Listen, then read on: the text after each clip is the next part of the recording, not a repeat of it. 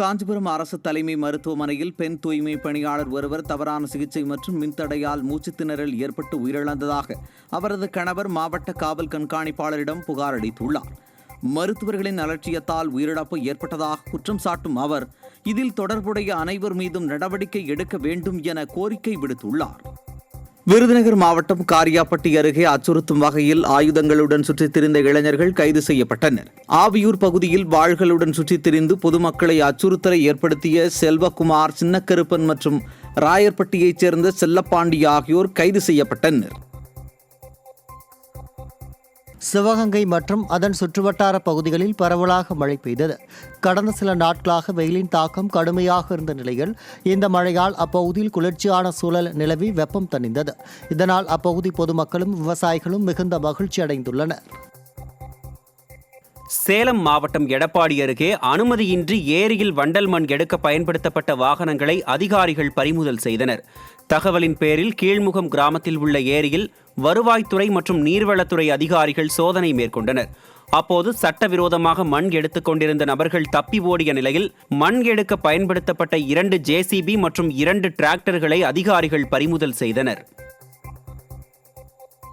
சேலம் மாவட்டம் தங்கமாபுரி பட்டணத்தில் 90 ஆண்டுகள் பழமையான சக்தி பெரிய மாரியம்மன் கோயிலை நீதிமன்ற உத்தரவுப்படி பழைய நிர்வாகத்தினரிடம் அறநிலையத்துறை ஒப்படைக்கவில்லை என கூறப்படுகிறது.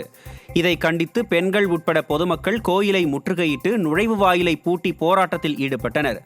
ஆடிப்பூரம் நெருங்கும் வேளையில் இச்சம்பவம் நடந்திருப்பது அப்பகுதி பக்தர்களிடையே சோகத்தையும் பரபரப்பையும் ஏற்படுத்தியுள்ளது. ஆடிப்புறத்தை முன்னிட்டு நாகப்பட்டினம் மாவட்டம் வடக்கு பொய்கை நல்லூரில் பால்மொழி அம்மன் ஆலயத்தில் சிறப்பு வழிபாடு நடத்தப்பட்டது.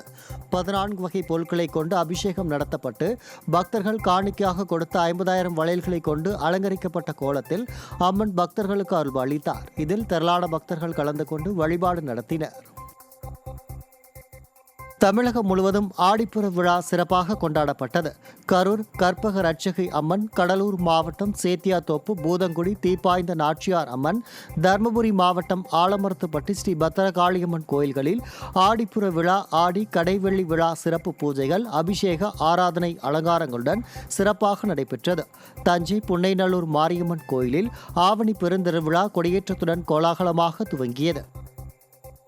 திருவண்ணாமலை மாவட்டம் களம்பூர் அருகே இலுப்பக்குணம் ஏரியில் வண்டல் மண் எடுக்க ஆன்லைனில் அனுமதி பெற்ற திமுக பிரமுகர் ஒருவர் அளவுக்கு அதிகமாக ஏரி மண்ணை அள்ளிச் செல்வதாக கிராம மக்கள் குற்றம் சாட்டியுள்ளனர். ஹிட்டாச்சி மற்றும் டிப்பர் லாரிகள் அதிவேகமாக செல்வதால் சாலைகள் சேதமடைவதோடு விபத்து அபாயமும் ஏற்பட்டிருப்பதாக பொதுமக்கள் வேதனை தெரிவிக்கின்றனர். மாவட்ட நிர்வாகம் உடனடியாக ஆய்வு செய்து உரிய நடவடிக்கை எடுக்க வேண்டும் என கோரிக்கை விடுத்துள்ளனர். திருப்பத்தூர் மாவட்டம் வாணியம்பாடி அருகே முறையாக குடிநீர் வழங்கப்படாததை கண்டித்து பொதுமக்கள் சாலை மறியலில் ஈடுபட்டனர். முல்லை ஊராட்சிக்குட்பட்ட ரெட்டியூர் பகுதியில் கடந்த சில மாதங்களாக சரிவர குடிநீர் வழங்கப்படுவதில்லை என குற்றச்சாட்டு எழுந்துள்ளது. இதுகுறித்து ஊராட்சி நிர்வாகம் மற்றும் அதிகாரிகளிடம் புகார் அளித்தும் நடவடிக்கை எடுக்கப்படாததை கண்டித்து நிம்மியம்பட்டி மிட்டூர் சாலையில் மறியலில் ஈடுபட்டனர். திருவண்ணாமலை மாவட்டம் வந்தவாசி மற்றும் சுற்றுவட்டார பகுதிகளில் கனமழை கொட்டி தீர்த்தது. மருதாடு, புன்னை, மூடூர், செம்பூர் உள்ளிட்ட பகுதிகளில் பரவலாக காற்றுடன் கூடிய மழை பெய்தது. இதன் காரணமாக கோடை வெயிலின் தாக்கம் குறைந்து குளிர்ச்சியான சூழல் ஏற்பட்டதால் பொதுமக்கள் மகிழ்ச்சியடைந்தனர். காஞ்சிபுரம் மாவட்டம் ஸ்ரீபெரும்புதூரில் சுதந்திர தின தொடர் விடுமுறையொட்டி சொந்த ஊர் செல்ல பொதுமக்கள் பெருமளவில் திரண்ட நிலையில் போதிய பேருந்துகள் கிடைக்காமல் கடும் அவதியடைந்தனர். தாம்பரம், கிளாம்பாக்கம் மற்றும் செங்கல்பட்டு செல்லும் வழித்தடங்களில் போதிய அரசு பேருந்துகள் இயக்கப்படாததால் பயணிகள் முண்டியடித்துக் கொண்டு பேருந்தில் ஏறும் சூழல் ஏற்பட்டது.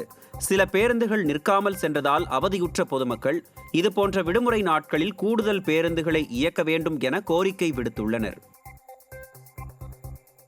கடலூர் மாவட்டம் விருத்தாச்சலம் அருகே காவல்துறையினர் நடத்திய சோதனையில் 520 கிலோ தடை செய்யப்பட்ட குட்கா மற்றும் புகையிலை பொருட்கள் பறிமுதல் செய்யப்பட்டன. இது தொடர்பாக ராஜஸ்தானைச் சேர்ந்த லட்சுமண் பூரி, சரூப் சிங் மற்றும் குமாரமங்கலத்தைச் சேர்ந்த வீரசிங்கம் ஆகிய 3 பேரை கைது செய்து காவல்துறையினர் தீவிர விசாரணை நடத்தி வருகின்றனர். கள்ளக்குறிச்சி மாவட்டம் உளுந்தூர்பேட்டை அருகே 2 கார்கள் நேருக்கு நேர் மோதிக்கொண்ட விபத்தில் ஒருவர் உயிரிழந்தார். சுங்கச்சாவடி அருகே கட்டுப்பாட்டை இழந்த காரானது சாலை தடுப்பை கடந்து எதிர் திசையில் வந்த கார் மீது மோதி விபத்து ஏற்பட்டது. இந்த விபத்தில் ஒருவர் உயிரிழந்த நிலையில் 5 பேர் படுகாயமடைந்தனர்.